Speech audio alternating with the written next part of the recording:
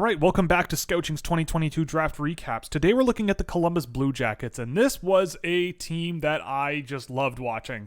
I always have loved following along with who Columbus drafts because they do not care. They go and get their guys, and they don't care what anyone else seems to think. Now, granted, there was a little less of this sort of full send, I think. But, you know, they started off with David Yurichek at 6, right around where I had him ranked. I mean, look, Cutter Gauthier going 5, I think just bumps Yurichek down, and I think Columbus didn't really mind. I would say that Yurichek was the last of the really interesting high upside guys available at the top end of the draft, at least that you could tell right now as they are now. He's not a perfect player. He's a player that I think, you know, he'll need to take time to come back from the injury he had. He missed a lot of time and didn't quite look the same afterwards. But he's got some confidence offensively. He's got some offensive tools. He's very physical defensively. He's a pretty decent skater as well. I think there's a very well-rounded defense-first guy that can produce offensively. Like, the name that keeps coming to mind for me is Mikhail Sergachev all the time. Just a really good at both ends type guy with some skill and offense to go along with it.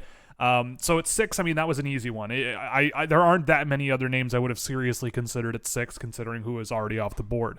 At 12, on the other hand, they took Denton Mataychuk. And I have seen a lot of Denton Mataychuk. He was a guy who I almost did a report on, but I just didn't have the time to get one put together on him. It would have been very interesting because his data is not quite what you would expect for a 5-on-5 defenseman that scored like he did. I'll pull it up now. So this is a guy who, when you look at this right away, he passed the puck very often, completed quite a lot of his passes. So we'll go here. 3rd in total pass attempts, 2nd in shot assists, 7th in shot attempt creation. Didn't shoot the puck a whole lot relative to other high shot assist defensemen out there, but he shot the puck quite a bit. Just an all-around offensive guy. Offensive tools, offense. I still worry about his projection, though. He's either going to be a top pair offensive guy, I think, or he's going to really struggle in the NHL to carve out a role consistently. I think his defensive game is not as good as my numbers indicate. I found that his skating ability kind of limited his ability to play defensively, just in terms of his lateral mobility not being great, his physical imposition not great, got beat wide quite a bit. But I also look at him and go, yeah, but the way that he plays, if he can do it in the NHL, it would be awesome. And the way that I think he could get there largely depends on just getting better across the board. I feel like a lot of his offensive output came from his confidence and style of play rather than the talent driving that. Like, not many defensemen play the way he does, even in junior hockey, just pinching up from the blue line all the time, activating constantly, making plays, just kind of being almost like a rover, which is fine. I think there's a room for that in the NHL. But I think that in order to do that, his skating ability is going to need to improve, his skill level is going to need to improve, his quickness is going to need to improve, and on top of all of that, I think his defensive abilities are going to need to get a little bit better. But the way he plays is admirable, and I think at 12, I probably wouldn't have done it because it's a little risky even for me. But again, this is the Colorado. This is the Columbus Blue Jackets, and they don't care. Side note, I don't know why I was messing up Colorado and Columbus during the live stream all the time, but in any case, I thought Denton Mataychuk was an interesting pick here, and we'll see where he goes. At 44 on day 2, they picked Luca Del Belbaluz. I had him ranked at 42, so this is kind of right in line where I kind of thought he might go. Really skilled player, another one of these guys where in isolated moments, he's one of the more impressive, big, skilled guys in the draft, I think.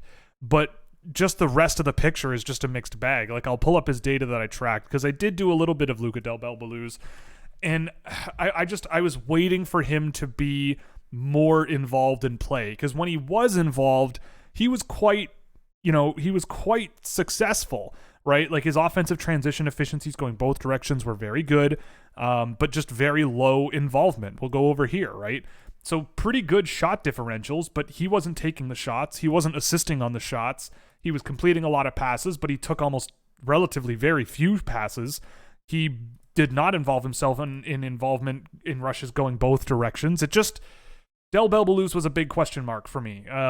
But he's kind of like a mystery box almost. I mean, maybe there's they're betting on the skill, they're betting on the upside, and we'll have to see what happens with Del Belbaluz. But I wasn't totally.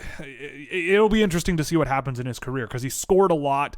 I thought a lot of it came on the power play, but when he did score some impressive stuff, it was pretty freaking impressive at times. 96th overall, they took Jordan Dumay, everybody's favorite 100-point scorer from the Q. Look, he's got some good vision. He's got a bit of skill there. He's 5'8", not a great skater, doesn't have a ton of pace in his game. His defensive game was poor in my viewings as well. Just a guy you're drafting to bulldoze up the ice along the boards and maybe make a play off the boards. And I feel like in the NHL, that's going to be tough to do. Like, he doesn't really get inside all that much, especially with the puck. Off puck, yes, he does. But with the puck, he doesn't really get a lot of success attacking the inside. Could he learn that? Sure. I think he's going to need to become a lot more dynamic, a lot more skilled, and a lot more quick on his feet to sort of get up to that level. When I compare him to, say, a guy like Logan Stankoven, I see a lot more that I like in a guy like Stankoven over Dumay. But you know what? Again, he scored 100 points. His NHL score was over 30. That's pretty incredible. I also think a lot of that came from playing with Zach Leroux and Elliot Desnoyers. Those are very talented QMJHL players, and the things you can get away with against certain QMJHL defensemen is a lot. It's a lot. So Dumay, I think it's a good swing pick here at 96. Just take the kid who scores and maybe hope he keeps scoring. But this kind of does remind me a little bit of like Vitaly Abramov, where people are clamoring for him to be ranked a little higher. And at the end of the day, he kind of goes in the mid rounds. And I'll take the L on Vitaly Abramov. I was a Vitaly Abramov guy. But it's one of those things where there's a lot more to the game, and it'll be interesting to see how Dumay sort of rounds things out and goes forward. I'm not saying he won't be an NHL player, but I'm just explaining the reasons why he was ranked so low for some people and why I had him in the 80s, for example, and he went 96th instead of 17th. Then they took Sergei Ivanov at 138, the guy who took the starter's job at the U18s last year. Stopped a lot of pucks this year. I've always liked Sergei Ivanov, and you know what? If I was going to draft a goalie this year, him and Sergei Murashov would probably be the two guys I would have thought about. Maybe Ty Young as well, but Sergei Ivanov I thought was a really, really interesting pickup for a goaltender. You stash him in Russia for a while and you see what happens. James Fisher, honestly, I did not get to see any tape. I looked through Instat. I did not see very much of a ton of use to me. So I can't give you a whole lot of a breakdown on James Fisher. Did not score a tremendous amount of points for his prep school team, but a 203rd, stash him in college, call me in 3 years or 4 years, and we'll see where he goes. Not a whole lot else to say about the guy that went 203rd to Columbus. But in general, we're going to go to Columbus here. I'm going to give him a 1F here.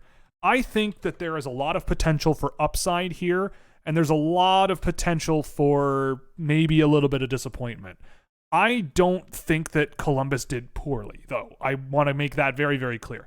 Of all things, I mean, Yurichek to me at 6 makes a ton of sense, but his game needs to evolve. I think his defensive game, he tried to do a lot of things, and they didn't quite work out. He needs to get stronger. There's things that need to change in terms of managing the puck and seeing the ice. Denton Mataychuk at 12 is full send. Like, that's the sort of F part. They could have added, I think, a safer option at 12 that also has a lot of upside, but Mataychuk does carry a lot of upside, and he plays a style of play where if he was a better skater and more skilled, then he could easily be ranked in my top 10. Easily. And I just don't know if he's going to get to the level he needs to get to play his style in the NHL. But if he does, it's going to be awesome. Del Belbaluz is kind of similar too. There's holes in his game. He comes and goes, but when he's on, he's really on. Jordan Dumay, he produces for a reason. He can score. And if you get something out of your 96th overall pick and he ends up a player, then you've done a good job. How did I not talk about Kirill Dolzhenkov? They took a plunge on a 6'7", I think, center who has a wicked shot and some pretty good hands and not much else. Another full send pick for Columbus. Someone was going to do it. I thought Dolzhenkov would go 30 or 40 picks higher, to be honest, because there are some things that are very interesting about his game. I know he's listed as a left winger, but I believe I've seen him play at center quite a bit this year for Krasnaya Armia. I don't know. Maybe there's something there. I think there's a long way to go for him, but 6'7" guys aren't often fully developed when they're 17 or 18. Ivanov is a good goaltending pickup, and at 203, you take a wild card from prep school and see what happens in a few years. So overall, I think there's a lot of upside, but there's also quite a bit of risk that I think Columbus took on. But Columbus doesn't seem to be too scared of risk. So with that, that's it for Columbus. Thank you very much for joining me. The next one is going to be everybody's favorite punching bag, the Arizona Coyotes. So join me tomorrow for that.